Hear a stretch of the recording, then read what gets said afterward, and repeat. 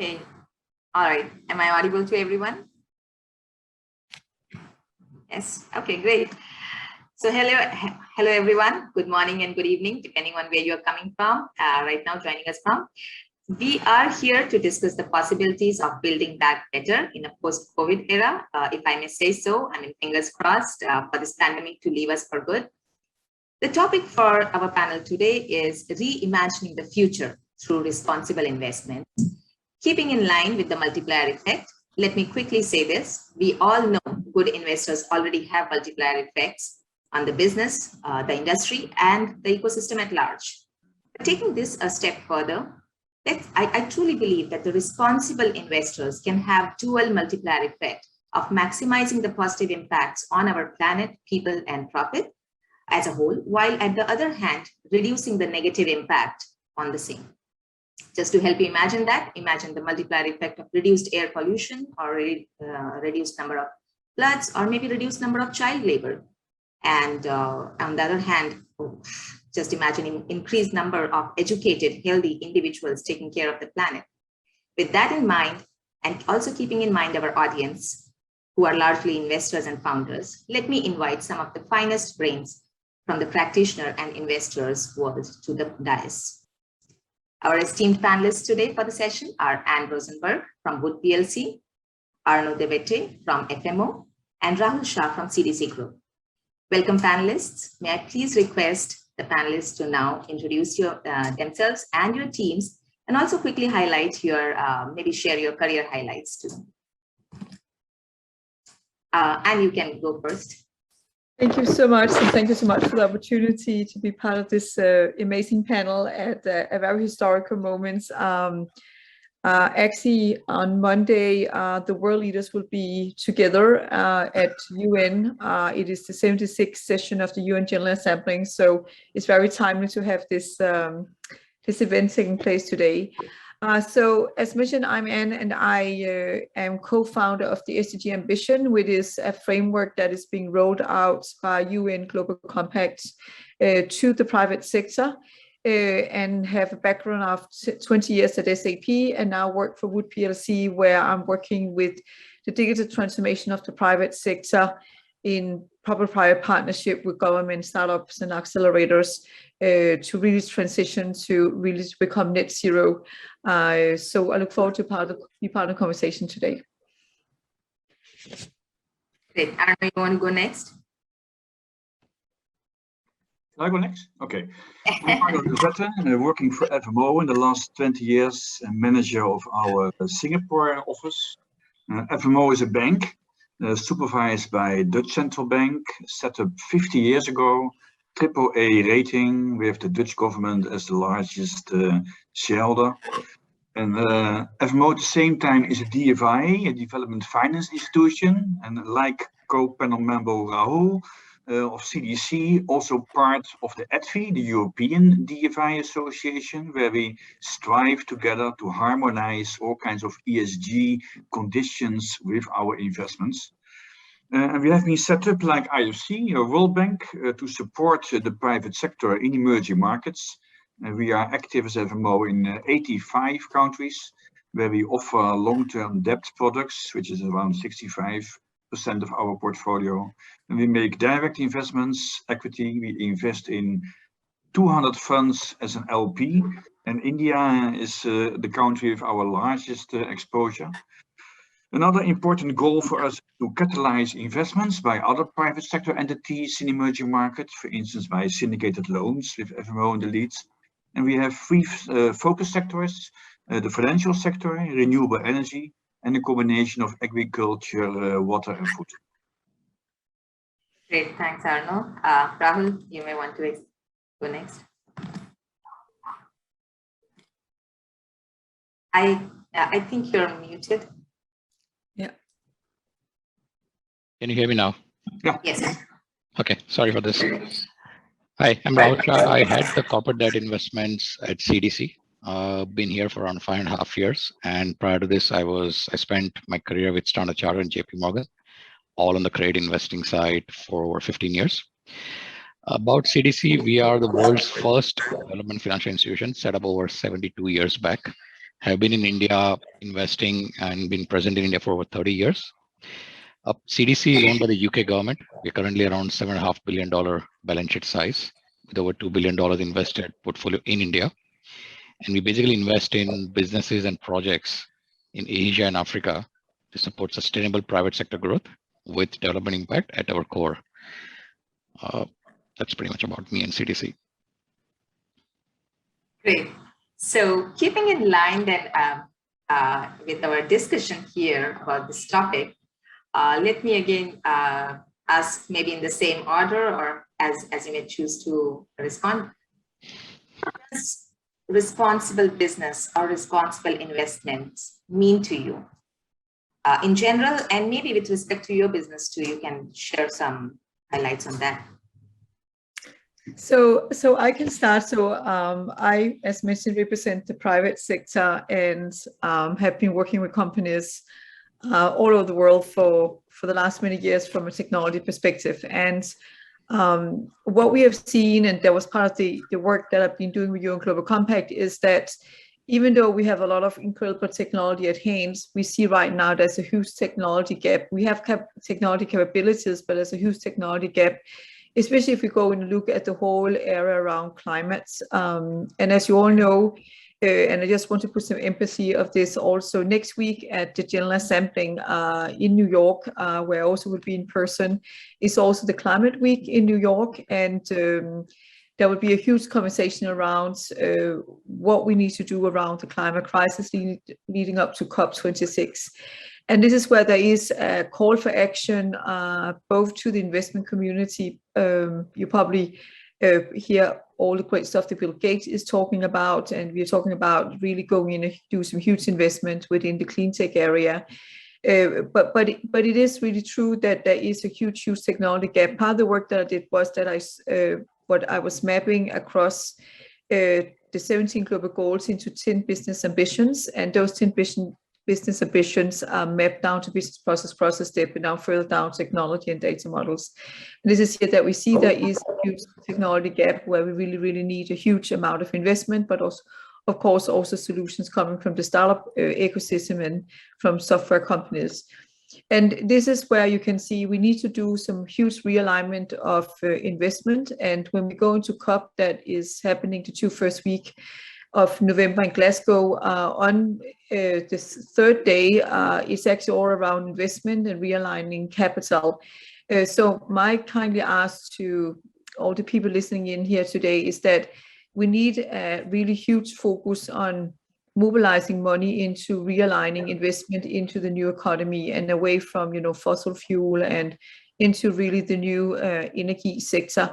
And we can all see right now what is happening if we look at the Joe Biden administration or any of the governments around the world. And I just want to mention that I just got the numbers today in UN on Monday. You will have Joe Biden would be speaking at UN. The Prime Minister of UK will be speaking at UN. So the 193 members of UN, many of them have actually gone to New York, will be in New York on Monday. And one of the big conversations is really about what can we do about the climate crisis. But I will do a call for action to the investor community that we need to take this really seriously. What's going on now? We need to make sure we realign the capital. And that's also why I want to put emphasis on that when we go to COP, the first week of November. The first days, this is where all the head of state is coming to Glasgow and speak about the nature and climate. And then the third day before we go into the 1.5 week, it's all about realigning capital for the new economy. And that is exactly what I really think is about responsible investment. If you are investing, it needs to be responsible. Otherwise, you shouldn't invest. Right? You should do it with responsibility in mind. So, and the last thing I want to say is from the private sector. When I joined Wood beginning of the year with this engineering consultant company who really worked with the whole infrastructure and the whole area around the net zero transformation in the oil and gas sector and cities around the world. I was so surprised to see how quickly the market have shifted. 75% of all the RFP that Woods receive via 45,000 people around the world 75% of all those requests require that we deliver projects that is in line with the SDGs and ESGs. So the transition has happened. And of course, you can say the industries that I call it, who has the high ESG needs, is really, really transforming extremely quickly. But the rest of the industries are coming fast afterwards. And we need to see the same thing around investment. So, so that was my point of view. Thanks, Anne, a lot. And maybe taking this discussion forward, Arno, I want to hear from you. What does responsible investment and responsible businesses mean to you, particularly since you are from the investor background? How are you making use of this, or maybe how do you see yourself as a responsible team, and how do you measure that in your investing firms? Clear, Smita. Yeah, the FMO goal is really moving the needle to save the planet, and our mission is to empower entrepreneurs to build a better world within the means of the planet's resources. And ESG is, as you know, in our DNA. This is what we do. And meeting sustainability development goals, SDGs, is key. And we have set specific targets for this within FMO. Mainly, we look at SDG 8, 10 and SDG 13, and we measure that via a kind of joint impact model, although we also measure the other 14 SDGs. And our stakeholders, like shareholders, NGOs, yeah, they also require this from us. But we also notice that there is much more pressure by regulators to look at, for instance, the impact of climate risk. Now, we only support borrowing entities, investees, and funds if we create added value on this. And all our borrowers and investees also need to do that and have to report and do report on these SDGs, including the funds with specific info on their portfolio companies, their investees. Now, if you look at SDG 8, decent work and economic growth, yeah, that we measure by the number of jobs that our investments generate. And if we look at SDG 10, reduced inequalities, that we measure by the number of least developing countries we are active in, the number of MFIs we support, the number of women we reach out, the number of SMEs we support. And the target is that 35% of our portfolio should comply within SDG 10. And climate 13, climate action, that we measure by avoided ton CO2 and greenhouse gases. But we also mentioned, to be honest, the negative emissions we create, because we have positive and we have negative, of course, impacts. And 35% of our investments should be green. Okay, great, Arno. I mean, I think, like Anne mentioned in our last discussion, organizations like yours are designed to be bringing out this, supporting with sustainable businesses. So great to hear from you, and great to know that teams are actually serious about it. Coming to you, Rahul, on the same point, how do you see responsible investments, responsible businesses, and how are you actively taking this up as your team? Yeah. So look, I think just conceptually, the way we think about responsible investing is it's basically investment strategy which integrates your business ethics, governance, and ESG consideration into the entire investment analysis, decision making, and also portfolio management. It's like a journey from start to finish, and with a very continuous and high level of monitoring. And we have numerous examples, and I would like to talk about more about examples which are live situations and investments that we have made across the financial services, healthcare, logistics, food and agri companies, where we played a very important role to set up improve the governance practices. We have set up the ESG committees and been chairing them. We have enhanced our AML framework. We promoted gender diversity, and we've also funded various studies to improve resource efficiency, improve job quality, etc. I mean, I can talk about various examples where we've invested in logistics and e-grocery companies which are increasingly adopting electric fleets for transportation. We invest in water recycling companies which are focusing on zero liquid discharge projects. We have directed lending lines to NBFCs and HFCs, which are focused on clean tech and affordable housing and gender, etc. And I think one important point for us at CDC is that these impact considerations are evaluated not at just when we make the investments, but are very rigorously monitored and tracked, and also considered very, critically when we're making exits, so that we ensure that we are living a very sustainable and responsible business when we exit the business. I think Anne spoke about climate. We recently committed around over $1 billion of climate finance investments in India over the next 5 years. Globally, we have set a target of more than 30% of our annual deployment of $2 billion to be invested in climate finance every year. And this will consist of investments across renewable energy, clean tech, EV ecosystem, circular economy, waste recycling, green buildings, etc. And these are going to be approached through various products like debt, equity, mezzanine, sustainability linked notes, which we are seeing a lot these days, direct lending lines, etc. So I think it's a very comprehensive approach. And the final point I would make is, in terms of our development impact, we have a very detailed framework which basically tracks impact across each and every investment, and which are basically centered around 3 pillars: productivity, which is basically improving productivity across businesses through job creation, efficiency, etc. Inclusiveness, which is creating more, bringing more population under, an inclusive framework, and sustainability, which is towards, building a better and green planet.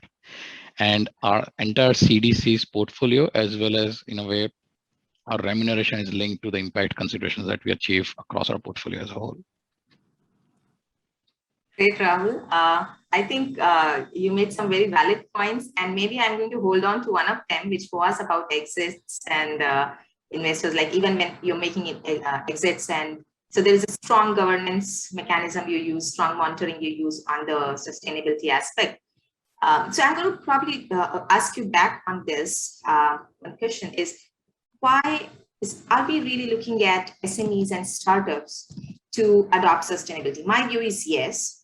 But when I speak to a lot of them, sometimes I come across this, the response that comes back is something into the tune of impact first, or results first, returns first. So should they start, because they are limited in terms of their resources, funding, and a lot of, I would say, people, so they're always struggling with resources. And in that given time, and in that given scenario, should we still expect these SMEs and startups to have focus on sustainability? If yes, why?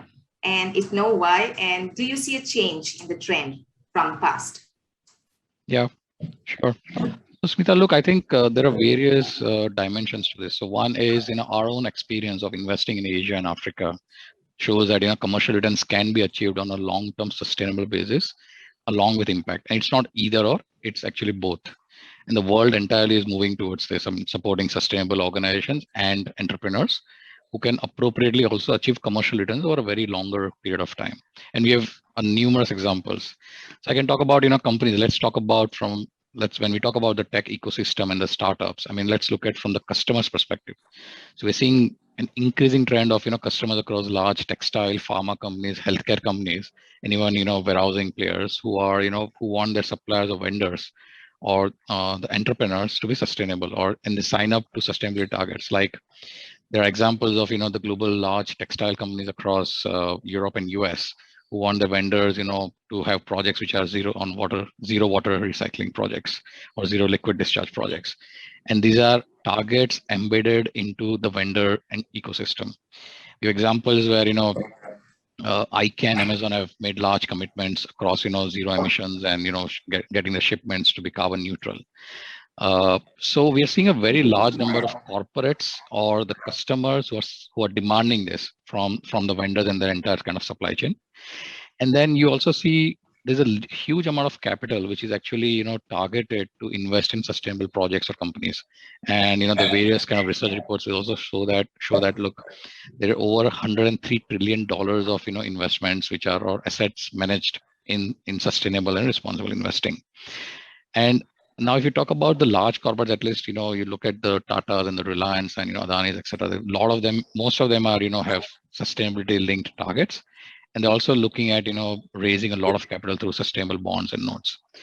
I think for entrepreneurs, it's not an either or question. I think it's a must have in terms of, getting towards. And I can see that a number of startups across, say, climate or water or circular economy or health tech will be adopting, or focusing on sustainable kind of building sustainable companies, which research shows that, can sustain commercial returns over a longer period of time as well.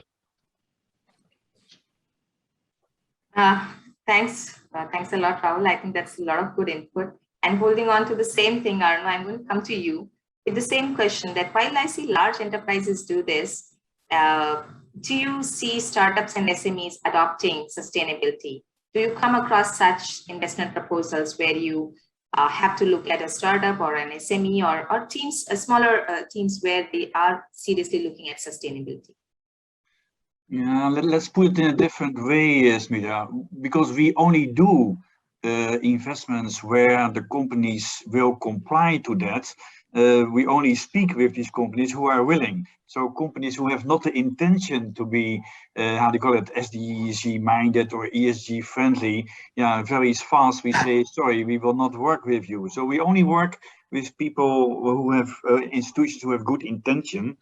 And if we explore a new transaction with debt or equity, we always compose a deal team with commercial investment officers because the financial returns also remain important, plus so-called people from our impact with ESG specialism. And to help our clients, SMEs, fintechs, whatever, we often support our clients with partly free technical assistance to support their ESG initiatives. And often these clients need to comply with a kind of 100 days action plan where the focus is mainly on ESG. And FNMO has developed a tool also for free that is for all the PE and VC funds where we are an LP and where these funds easily can classify their own ESG risk in their portfolio. And they can also measure their own contribution to the various sustainable development goals. So we really try to help these companies.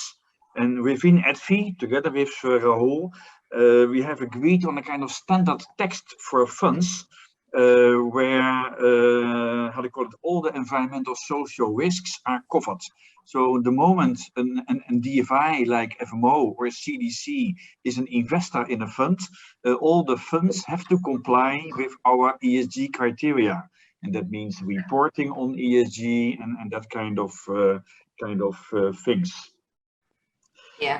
Yeah, and in general, participants have questions on this or they feel FMO can help, they can reach out to you or to me and I will connect them within FMO for further help. A nice example of CDC and FMO together is we are very active in Nepal, CDC and FMO together, where we have set up a company, Nepal Invest, where we really try to stimulate all the banks in Nepal to set up ESG systems so that they are, how do you call it, more aware of their risks if they invest in a hydro plant or in a textile plant or whatever. And also that Nepal Invest will try to improve the access to finance for SMEs in the country. So yeah, that's the way we try to help the SMEs and the tech companies, Smita. Great inputs, Arno. Quickly coming to you, and we actually are running short on time now. I see there is only 2.5 minutes left, but we are going to quickly cover this question, and there is one question from the audience. We'll see if we get to that. So, and on the same note, I just wanted to understand that I clearly see the investors being invested. Like at least I see the CDCs and FMOs being driven with sustainability. But as a business person, you are a practitioner, you are a person working in an organization. Very quickly, I want to hear from you. Do you see a change in the landscape of the regulatory needs and maybe some other trends and events that are happening, which drive you otherwise too, as a business, to be sustainable? Maybe customer adoption or any social license to operate, any such trends that you see? There's no doubt about it. We are in a very special moment, and I think coming out of COVID, I think the whole world have kind of learned what does it mean to come together and really solve some really big challenges, like when the vaccine was created, and we see the same thing around the climate crisis now. Lately, we have seen a lot of regulations. For example, last week, there was a lot of regulations coming out around SAF, aviation fuel SAF, where government come in with regulations. What COP would like to see that is by 2030, SAF needs to be 10%, but you see US, Joe Biden came out last week with, I think he came out with 20 or 30%, the same thing for Norway and other countries. So you can say, on one side, you see the commitment from the government coming out with regulations, but you also see from the government, you see a lot of investment, especially in infrastructure. Then on the other side, what is the call for action to the investor community? We see a lot of investments coming in to support the whole, building of solutions within the purpose space. But you also see a lot of family offices coming and doing the same thing. And this is helping us because we're not just talking about creating small changes. We're talking about shifting. For example, in the energy sector, we're looking at redefining a whole new energy approach going forward. We're speaking about redefining cities. So that's one thing I want to mention, is that when we speak about sustainable investment, we cannot forget resiliency.